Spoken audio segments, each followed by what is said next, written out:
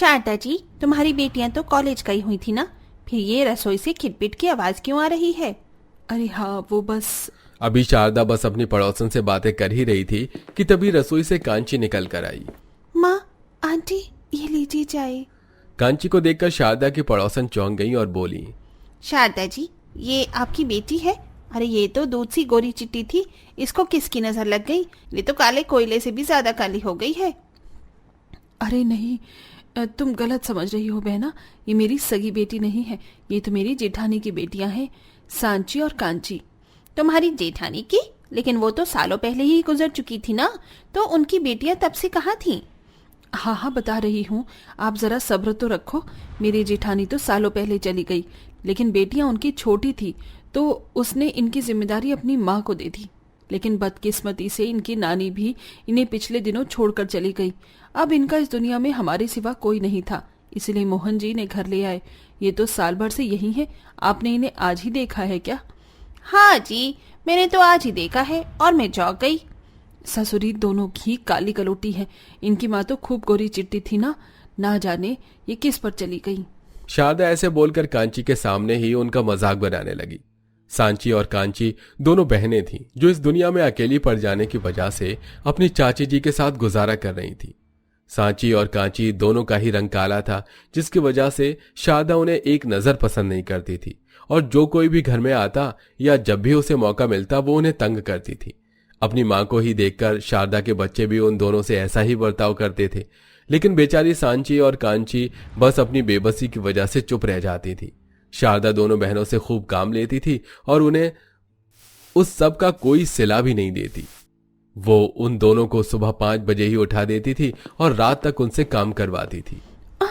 कांची, आज तो मेरी कमर बहुत ज्यादा दर्द कर रही है, पता नहीं अचानक क्या हो गया।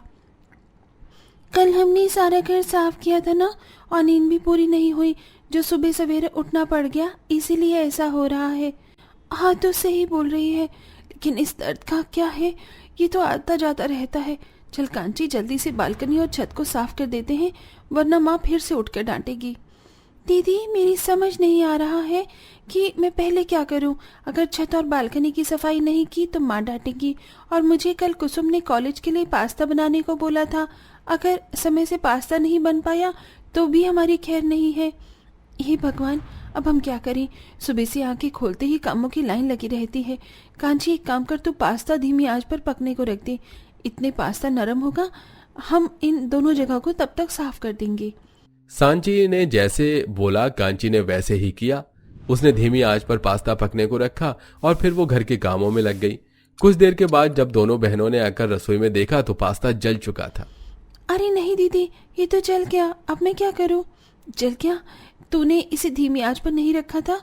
मैंने रखा तो धीमी पर ही था, लेकिन पता नहीं कैसे। सांची और कांची को लगा कि ये उनकी गलती से हुआ है, लेकिन वहीं रसोई में छिपी हुई दिया मन ही मन खुश हो रही थी। बेचारी दोनों काली काली, अब इनको मासी डांट पड़ेगी, मजा आएगा। ये तो जानती भी नहीं कि इस पास्ते को मैंने जलाया है। दिया ऐसे सोचती हुई अपने कमरे में चली गई। कुछ ही देर के बाद सभी उठ गए और कुसुम ने कांची से सवाल किया, ए कल्लो, कांची, मैंने तुझे टिफिन के लिए पास्ता बनाने को लिए बोला था ना, बनाया कि नहीं? वो कुसुम क्या है ना, वो क्या वो? दीदी, माँ जल्दी से रसोई में आओ, देखो तो जरा इन काली कल्लो बहनों ने क्या किया है। दिया ने सभी को रसोई में बुलाया। कढ़ाई में जला हुआ पास्ता रखा हुआ था। दिया ने सभी को वो दिखाया। हाँ, ये क्या किया है? कढ़ाई भर पास्ता बेकार कर डाला। काली कलोटियों, ये घर का राशन फ्री में मिलता है क्या कि जब दिल चाहे आग लगा दो? मैंने पास्ता बनाने को बोला था ना, कि तुम्हारी शक्लें नहीं। सारे पास्ते को अपनी ही तरह काला कर दिया। माँ इन दोनों को घर में क्यों रखा हुआ है? कोई काम ढंग से नहीं करती, ऊपर से इतनी काली है कि इन्हें देखकर तो खुशियों में भी ग्रहण सा लग जाता है। इन्हें घर से निकाल दो। अगर मेरे बस में होता तो कब का निकाल देती, लेकिन तुम्हारे बाप की वजह से चुप हूँ। और तुम दोनों, कहाँ दिमाग था काम के वक्त? चाची माफ कर दो ना। कांची ने रो रो कर माफी मांगने लगी। घर में हो रहे इस हंगामे को सुनकर शारदा का बेटा भी ऊपर से आ गया और सब कुछ देखने लगा। जयेश शारदा का इकलौता बेटा था, लेकिन उसे भी अपनी ताई की बेटियों से कोई लगाव नहीं था। वो भी उन पर भड़क कर बोला, माँ, मैं कितनी मेहनत से कमाई करके घर में राशन लाता हूँ और आए दिन ये उस राशन को फूंक देती हैं। आपने इन्हें घर में क्यों रखा हुआ है? काम की न धाम की, दुश्मन अनाज की। जयेश की बात सुनकर भी दोनों बहनों को बहुत ज्यादा दुख हुआ। वो दोनों अपने कमरे में जाकर रोना चाहती थीं, लेकिन शारदा ने उन्हें इतनी मोहलत भी नहीं दी। अगर एक भी आंसू निकला ना तो तुम्हें इस दहलीज से बाहर खड़ा कर दूंगी। काली कलोटियों, जल्दी से घर के काम निपटाओ। और तुम चारों अपनी हरकतों पर ज्यादा ध्यान मत दो। जयेश, तुझे तो ऑफिस जाना है ना। कुसुम, कुमुद और दिया, चलो बेटा, कॉलेज के लिए रेडी हो जाओ और आज रेस्टोरेंट से कुछ लेकर खा लेना। शारदा के ऐसे बोलते ही उसके चारों बच्चे अपने कामों में लग गए और सांची और कांची ने अपने घर के काम संभाले। शारदा के घर का सारा काम दोनों बहनें ही करती थीं। वो सुबह सवेरे 5 बजे ही बिस्तर छोड़ देती थीं और घर के कामों को निपटाने में लग जाती। लेकिन अगर कोई उनसे कोई गलती हो जाती तो शारदा उन्हें हरगिज माफ नहीं करती थी। ऐसे ही सिलसिला जारी था और अब जयेश की शादी हो चुकी थी। उसने अपने ऑफिस की ही एक लड़की से लव मैरिज की थी और मेघा नाम की एक लड़की शारदा की बहू बनकर घर आ गई थी। सांची और कांची दोनों की ही जिंदगी में अब भी सुकून नाम को नहीं था। बरसातों का मौसम लग चुका था और ऐसे में अब उनका काम और भी ज्यादा बढ़ गया था। वाह, क्या मौसम है ये। साजी, सुनना, जल्दी से आलू और मिर्च के पकौड़े तल कर लिया। ऐसे मौसम में भी पकौड़े न खाए तो क्या खाया। शारदा की बात सुनकर सांची शांति से रसोई में आ गई और पकौड़े तलने लगी। कुछ ही देर में वो पकौड़े लेकर शारदा के पास आ गई। लो माँ पकौड़े। हट, मुझे नहीं खाने हैं ये। कोई चीज देने की तमीज नहीं है। शारदा के पास में वही उसकी बहू मेघा भी बैठी हुई थी। वो शारदा का ये बर्ताव देखकर चौंक गई और बोली, अजी क्या हुआ? सांची से अभी आपने ही तो पकौड़े बनवाए थे। अरे अगर मैंने पकौड़े बोला था तो ये बस मुझे पकौड़े ही दे रही है। समझदारी तो इसमें होती नहीं कि ये मुझे चाय के साथ पकौड़े देती, लेकिन इनकी बुद्धि ही भ्रष्ट है। मुझे नहीं खाने। माँ, अगर आपको चाय भी चाहिए तो मैं अभी बनाकर ले आती हूँ।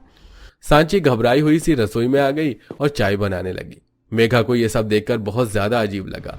मेघा सांची और कांची के साथ हो रहे अत्याचारों को देख रही थी और उसे उनसे हमदर्दी थी। रात को वो उनके पास गई और अपने दिल की बात बताने लगी। भाभी, आप हमारे पास क्यों आई हो? माँ ने देख लिया तो वो हमें डांटेंगी। क्यों डांटेंगी?